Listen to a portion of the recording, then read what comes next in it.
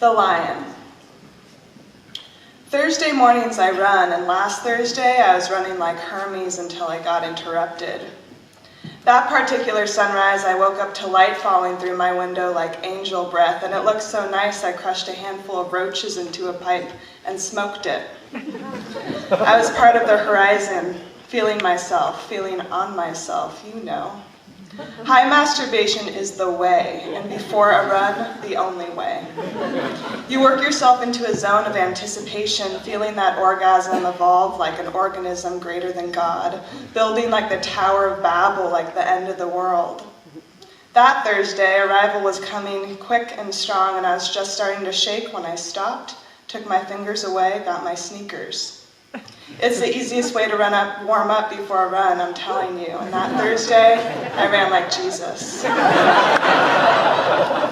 Taking the trail that starts at the end of my block, which runs between houses and blackberry bushes, I started at a real clip. Mostly there were dog walkers looking as pleased as puppets, and mountain bikers and old people. We all ignored each other, which is good and fine. I was in it. In my body, feeling like a bit of wild, like a goddamn stag. And that's when I heard him. I was looking forward to the end of the run when I'd go home and arrive like the flood when I heard him, growling. I was on that part of the path where the blackberry bushes were as thick as pubes, where you could hardly see the yards and the houses behind them. It was a strange spot. It gave you the feeling like those bushes were moving in like a wicked forest. It was at that place on the trail I heard him growling, a lion. I stood there staring, breathing fast, fixated on that tangle of blackberry the lion was hiding behind. I didn't know why he was hiding, but he was there, growling like goddamn Zeus, setting my nerves on needlepoint. I stood there, shaking a bit. I kept standing there waiting, the growling getting louder, wondering what the fuck he was doing there. Considered waving my arms, thought about running away, but I was curious.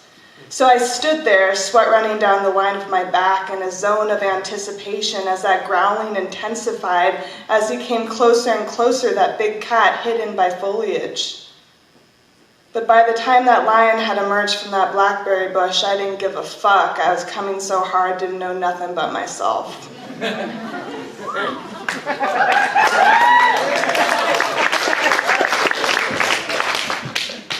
Lube job part 2.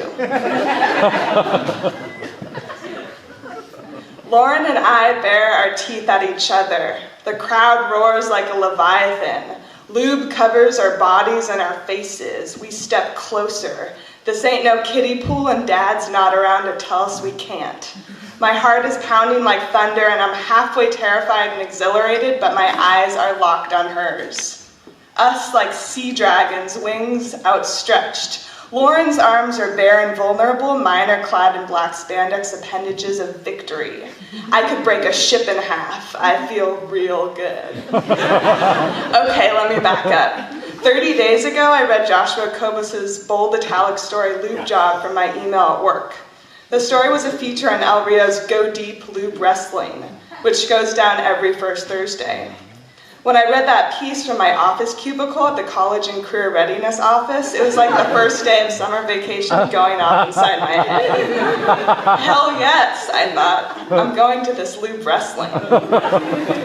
Which was a whole month away, but whatever. I created the Google Calendar event, emailed it to my partner and my best friends, and my older sister waited.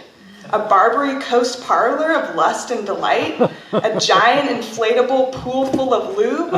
I had all the patience in the world. Me and Lauren's participation was not so well planned. 3 days before the match, we were walking down 18th Street to Herbivore, Lauren's new favorite restaurant.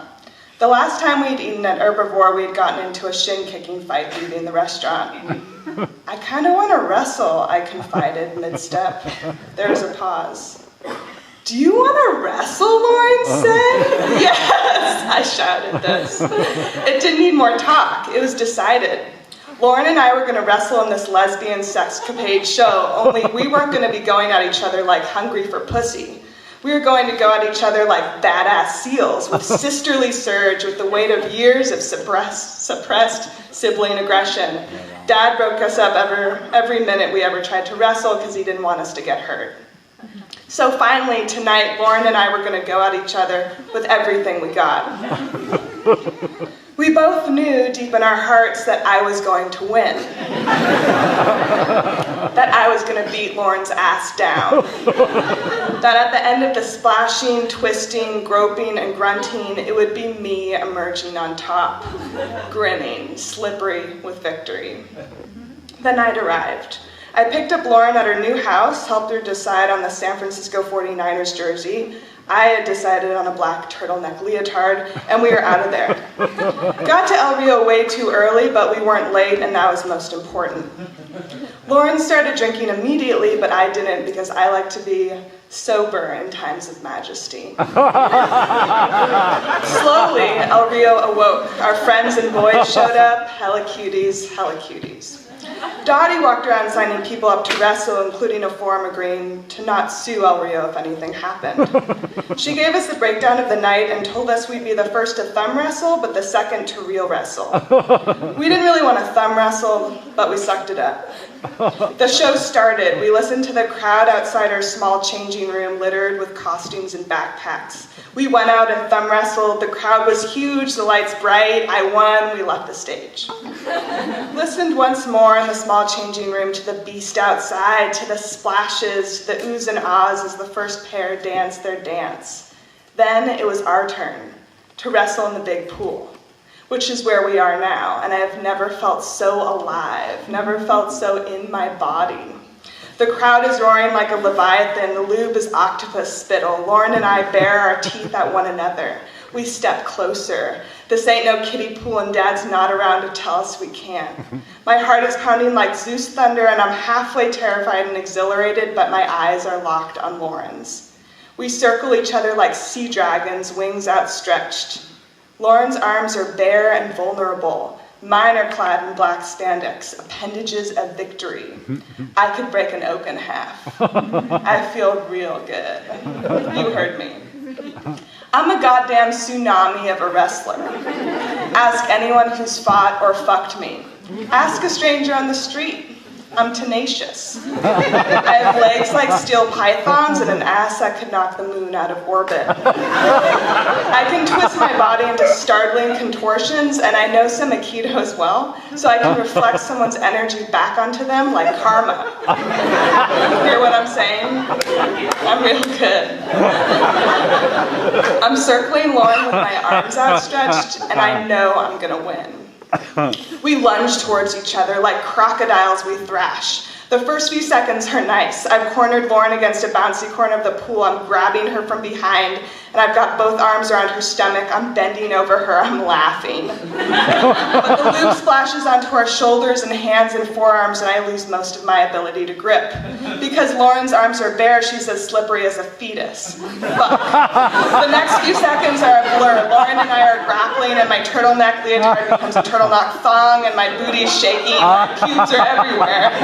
I'm getting tired really fast. I'm really out of shape. I think I maybe should have gotten drunk. Then Lauren on her knees flips me to my right, and she's standing over to me to get some leverage, and I'm yelling at her to not stand up because it's dangerous and you could get hurt, Lauren. And then her body is bending over on top of mine. I'm on my knees in a half bridge using my left arm stretched out behind me to brace myself, and my left elbow makes this sound.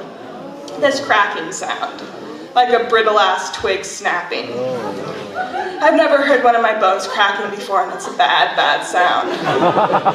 I've broken my radius into 4 pieces and snapped my collateral ligament in half, and on Tuesday I'll go into elbow surgery at UCSF. But it's Thursday and we're still ankle deep in lube. I have no idea what just happened, only that it's bad and I've lost. It hasn't started hurting yet, but I've lost.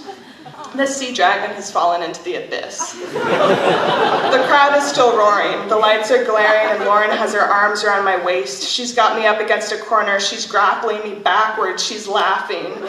She doesn't know I'm beached and broken. I heard her crack, I say. I repeat this over and over. I heard her crack. I heard her crack. Bravo.